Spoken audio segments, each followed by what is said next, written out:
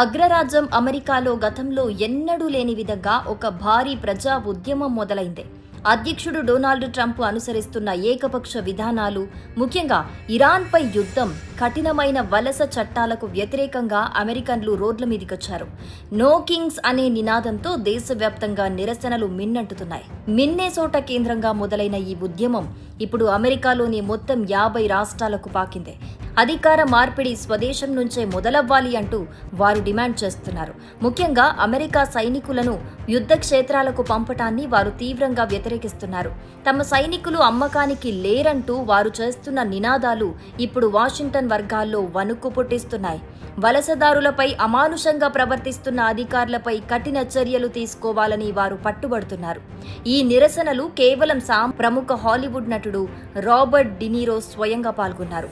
Trump విధానాల వల్ల America ప్రతిష్ట ప్రపంచ వేదికపై మసకబారుతోందని ఆయన ఆవేదన వ్యక్తం చేశారు. సెలబ్రిటీల మద్దతుతో ఈ ఉద్యమం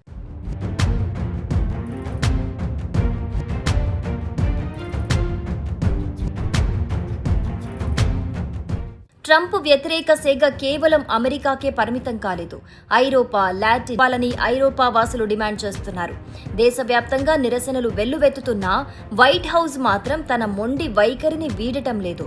ఈ నిరసనలకు సామాన్య ప్రజల మద్దతు లేదని, కేవలం వామపక్షాల ఆర్థిక సాయంతోనే ఇవి జరుగుతున్నాయని వైట్ హౌస్ ఒక ప్రకటనలో ఆరోపించింది.